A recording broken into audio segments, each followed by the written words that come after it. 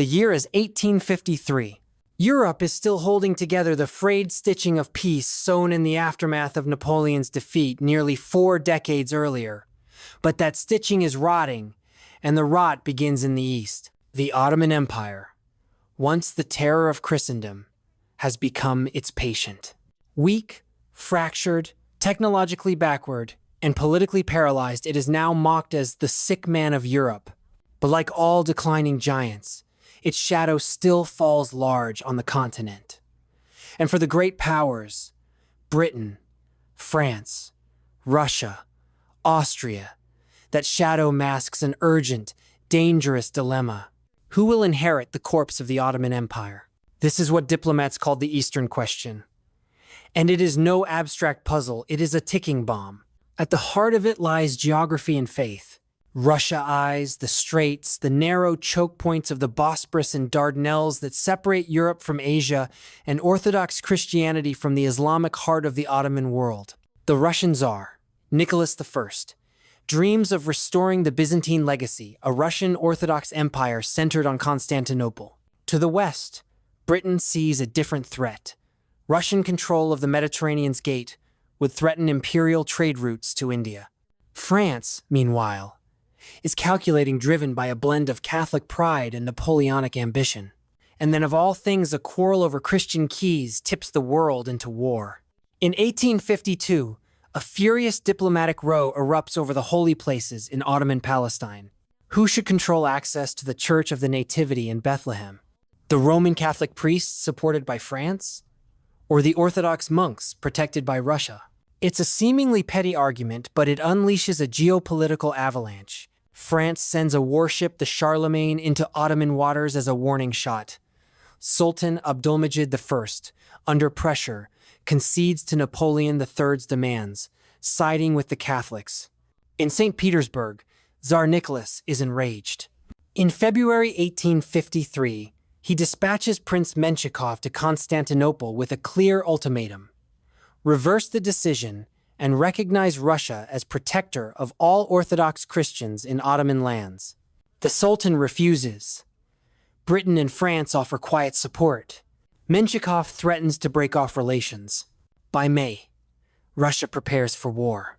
On the surface, diplomacy continues, but beneath it, troop movements accelerate. Russian forces cross into the Danubian principalities Moldavia and Wallachia, nominally under Ottoman control. It is a provocation, and on October 4th, 1853, the Ottoman Empire declares war. At first, Europe watches cautiously. This seems like just another Russo-Turkish war, a familiar bloodletting on the empire's eastern fringe. But two things change that. First, the war takes on a deeply religious hue. Newspapers in Paris warn of Greek heresy spreading by Cossack arms. Russian clerics declare the war sacred. Tsar Nicholas himself proclaims, "I am waging war not for conquest, but for a solely Christian purpose." Yet behind this piety lies raw ambition. Russia's real objective is domination of the Balkans to create buffer states, annex territory, and secure access to warm water ports. The Ottomans, for their part, are desperate.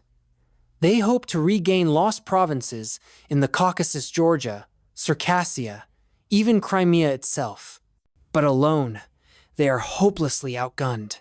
The second turning point comes by sea and fire. The massacre at Sinop in November 1853. The Russian Black Sea Fleet intercepts and annihilates a squadron of Ottoman ships anchored at Sinop. Using new explosive shells, a technological marvel, the Russians obliterate 11 Ottoman vessels. The Western press calls it a massacre. British and French outrage boils. To many in London and Paris, Sinop is not a battle, it's a slaughter. And it tips the scales. In March 1854, Britain and France declare war on Russia. Now the Eastern War becomes the Crimean War, a pan-European conflict that will stretch from the Caucasus to the Arctic, from the Baltic to the Black Sea. And at its center, a place few had ever heard of, the Crimean Peninsula. Chapter 3. The world marches to Crimea. The Russian Empire fields the largest army on Earth, over 900,000 men, on paper. But vast distances and outdated logistics mean only a fraction can be deployed in the Balkans or Crimea. The Ottoman military is modernizing, with European artillery, but still suffers from corruption, poor training, and lack of cohesion. British observers estimate its actual numbers are unknown even to its own generals. By contrast, France fields a formidable force, over 400,000 troops, and a strong tradition of battlefield organization. Britain, meanwhile, sends a smaller force, just 21,000, to Crimea, but armed with advanced mini-rifles that outrange anything in the Russian arsenal. Together, Britain and France gather a vast fleet, 400 warships of all types, dwarfing Russia's aging naval power. In September 1854, 60,000 Allied troops land on the Crimean coast. Their objective: Sevastopol, the heavily fortified Russian naval base perched on the Black Sea. But already, the seeds of suffering are sown. The Allies are short of maps. Disease spreads in their camps at Varna. Logistics falter, and still they march. On September 20th, they meet the Russians at the Alma River, the first major battle of the campaign. The heights of Alma. It should have been a quick victory. The Allied fleet pounds Russian positions from offshore. French troops storm the cliffs. British regiments follow. But confusion reigns. Lord Raglan, the British commander, delays his attack to coordinate with the French, leaving his men exposed to Russian fire. When the assault comes, it's brutal. Ensign Hugh Annesley recalls, "We had got within 40 yards of the entrenchment when a musket ball hit me full in the mouth. I turned and ran as fast as I could. Russian counterattacks falter under accurate British rifle fire. French troops finally seize the high ground. By sunset, the Allies have won at a cost. 3,600 Allied casualties. Nearly 5,000 Russians dead. Wounded left screaming in the dust, begging for water. But they don't know it yet. The road to Sevastopol lies wide open. Instead of advancing, the Allies hesitate. 2 crucial days are lost, and Sevastopol for now holds. After Alma, the Allied commanders Lord Raglan and Marshal St. Arnaud faced a choice: march straight into Sevastopol and seize it before Russian reinforcements arrived, or circle around to attack from the southern flank, which intelligence suggested was weaker. They chose the latter. It would prove a fatal hesitation. The Allies take Balaclava and establish a supply base. Russian forces, caught off guard, withdraw into the city's formidable defenses. The moment for a swift victory is lost. Instead, what begins is a grim siege, one unlike anything Europe has seen before. Trenches are dug, mortars are positioned, and the guns begin to speak. Inside Sevastopol, Russian engineers like Eduard Totleben fortify the city with staggering speed. Earthworks, artillery positions, and layers of defense appear almost overnight. The defenders may be outnumbered, but they are determined and they are home. Outside, the Allies are bogged down. Rain, mud, dysentery, supply failures all combine to create a nightmare. British Captain Radcliffe described life in the trenches. A few men were placed on the lookout, their heads a few inches above the work. When the Russians fired, someone would shout, "Shot!" and we'd all dive for cover under the breastwork. This was modern war, born in the soil. Not glorious cavalry charges, not banners and bugles, just damp misery and death. On October 25th, 1854, the Russians strike back. They launch an assault on the Allied position at Balaclava, aiming to sever the supply line and force a withdrawal. They nearly succeed. Ottoman troops in the forward redoubts fight bravely but are overwhelmed. The Russians press forward, only one unit remains in their path, the 93rd Highlanders. Dressed in scarlet tunics, standing exposed on open ground, they form a line 2 men deep. Reporter William Howard Russell watches them face the oncoming cavalry, a thin red streak tipped with steel. The phrase will be immortalized as the thin red line. Russian cavalry charges, but disciplined British volleys stop them cold.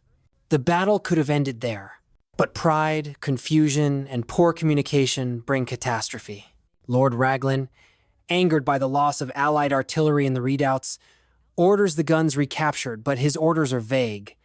The Light Brigade, elite British cavalry, is told to charge, but nobody clarifies where. They charge the wrong direction, straight into the teeth of the Russian main battery. Over 600 men ride into the valley. By the time they retreat, nearly half are dead or wounded. It is a staggering display of bravery and of command incompetence. Poet laureate Alfred Tennyson captures the moment in his immortal verse. On October 25th, 1854, the Russians strike back.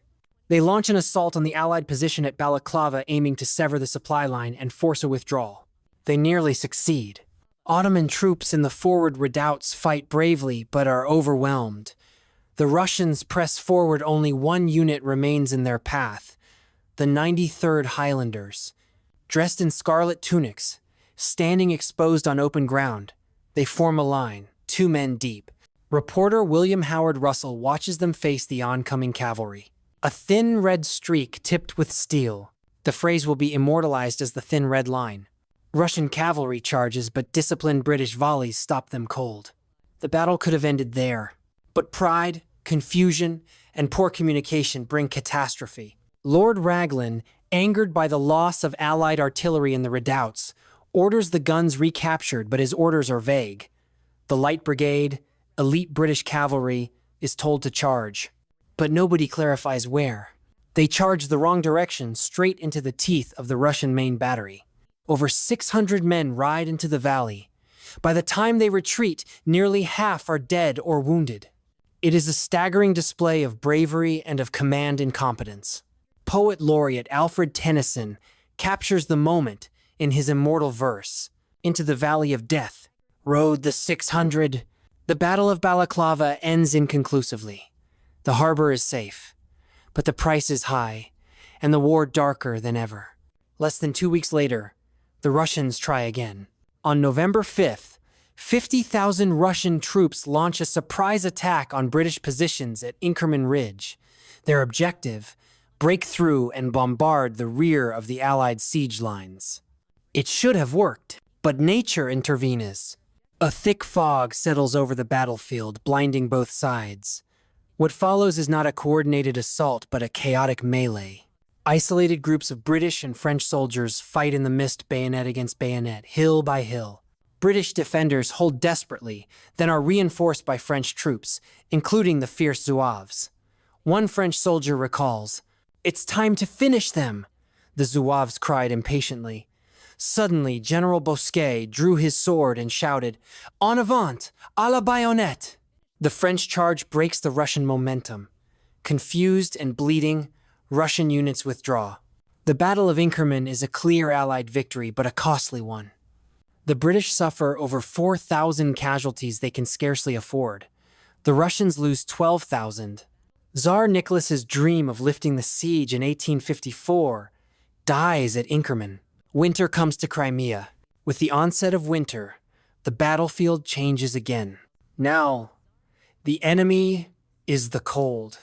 Rain floods trenches, cholera spreads, horses die by the thousands.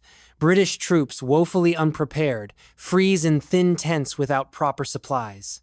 French forces, better equipped, endure more comfortably.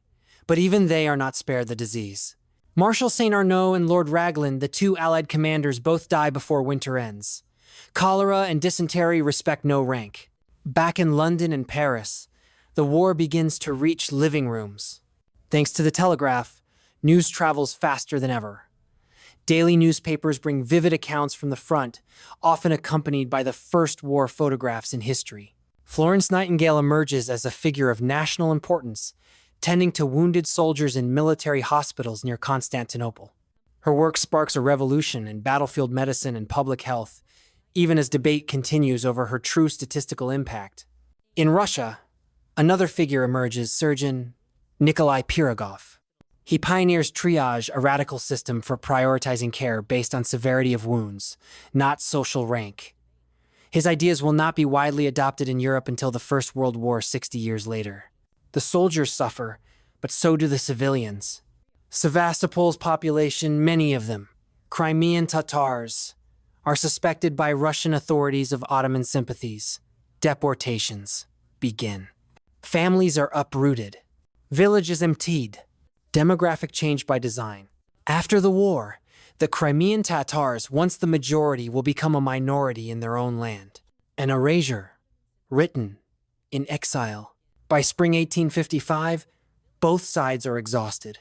Tsar Nicholas has died, replaced by his son Alexander II. The young Tsar inherits not a war, but a slow disaster. The Allies, though battered, adapt.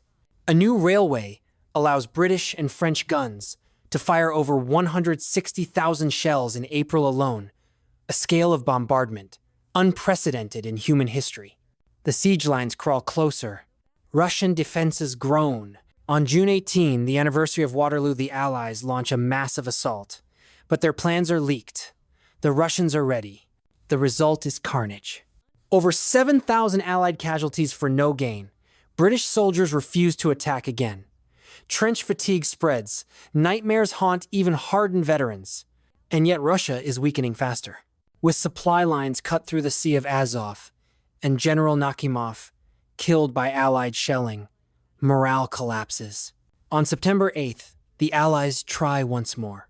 This time, the French storm Malakoff redoubt and take it by surprise. The British, attacking Redon, fail again, but it no longer matters. The Russians evacuate Sevastopol. Nurse Alexandra Stakova writes, "The whole city was engulfed in flames. It was a scene of terror and chaos. Our own troops were setting fire to the town. The siege is over. After 11 brutal months, over 170,000 dead. The cost, staggering. But the war is not quite over." The fall of Sevastopol in September 1855 should have marked the end. But war, once unleashed, is not so easily tamed.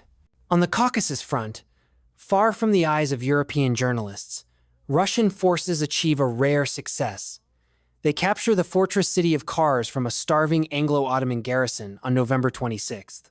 This gives the Tsar a bargaining chip: territory held, blood already spilled. Meanwhile, in the Baltic, the British prepare for one final display of power.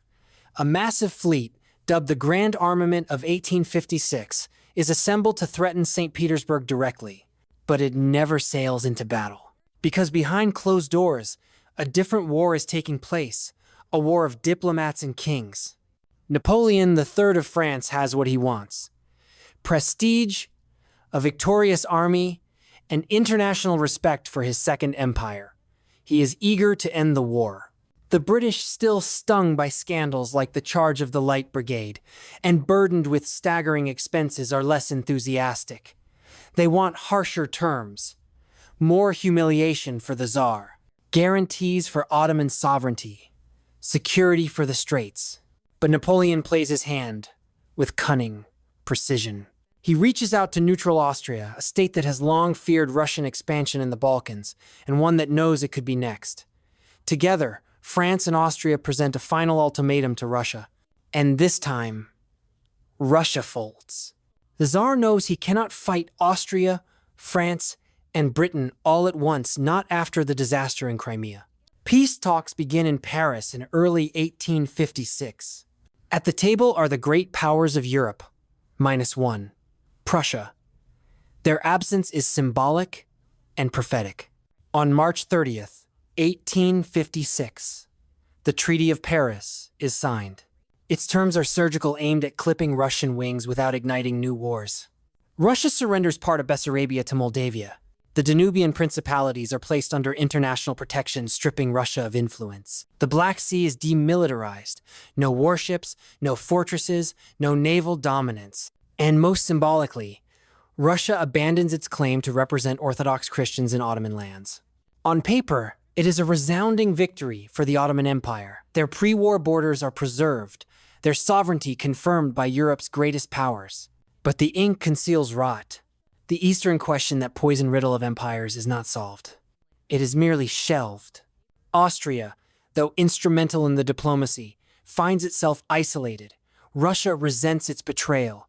Germany, not yet unified, watches and waits. Britain, victorious but weary, turns inward.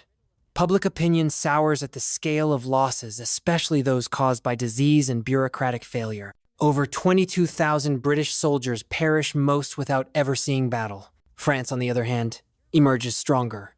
Napoleon III gains international stature. His army proved its strength. His regime is now cemented in the eyes of both Europe and his own people. And he has laid the foundation for a new role in continental affairs, especially in Italy. As for the Sardinians, they were the smallest player, but perhaps the cleverest.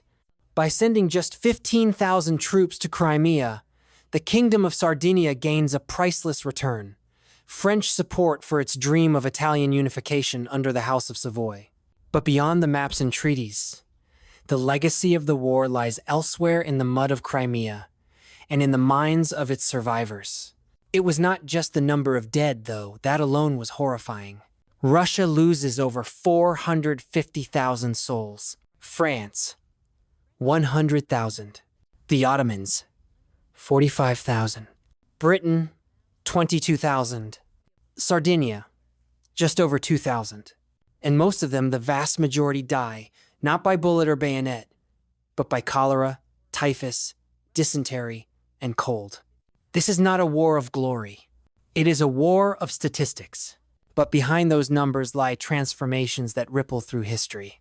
First, in medicine. The work of Florence Nightingale and Nikolai Pirogov sets the foundation for modern battlefield care. Concepts like triage, hospital sanitation, and centralized medical record-keeping take root. Death is no longer an afterthought. It becomes measurable, preventable. Second, in media. For the first time, war is witnessed by the public in near real time. The telegraph, the printing press, and the war correspondent combine to create a new force: public opinion. Scandals erupt over failed logistics. Editorials rage. Poets mourn. Citizens demand accountability. The war that was supposed to be a quiet affair becomes a continent-wide conversation. Third, in warfare itself. The Crimean War is the first European conflict where rifled muskets, railroads, explosive shells, and photographs all appear on the same battlefield. It is the death of the Napoleonic age and the birth of industrial war. Cavalry becomes obsolete. Fortresses crumble before mass artillery. Trenches become the new terrain of battle, a grim foreshadowing of the First World War. And finally, in faith. This war begins with priests arguing over holy sites. It ends with Europe silently agreeing. Never again will religion be used so openly to justify slaughter between great powers. The Crusade is over, but not all ghosts are laid to rest. The Eastern question remains and festers. Russia still hungers for access to warm seas. The Ottomans remain weak, a paper sovereignty propped up by European guarantees. Austria, now friendless, will be punished for its neutrality in the wars to come. France, emboldened, will march toward empire in Mexico, in Italy, and eventually toward disaster in 1870. And Britain will look eastward to India, to China, to imperial wars far from Crimea but shaped by its shadow. Even the land of the war itself remains unsettled. Sevastopol will rise again, rebuilt as a monument to Russian resilience. The Crimean Tatars, displaced, will slowly be forgotten by Europe, until their exile is repeated in the next century under Stalin. And today, in our time, war, once again, comes to Crimea. As modern armies dig trenches in the same soil, as new artillery echoes the thunder of the past, as old questions of empire, faith, and fate return under different flags. We do not yet know what history will call this new war. But we do know this. The first modern war began here. It did not end with peace. It ended with a warning. History rarely shouts. More often, it whispers. The winds that blew over Sevastopol in 1856 carry echoes still in every trench, every flag, every fragile treaty written with one hand and crossed by the other. The Crimean War did not answer the Eastern question. It only passed it forward to us. If you believe these stories still matter, if you see the shadows of past wars in today's headlines, then join us on this journey through time. Subscribe to Legacy Files, where history is not a list of dates, but a warning, a reckoning, and sometimes a mirror. Because the past is not dead. It waits. It remembers. And when the world forgets, it returns. Into the Valley of Death rode the 600. The Battle of Balaclava ends inconclusively. The harbor is safe, but the price is high and the war darker than ever.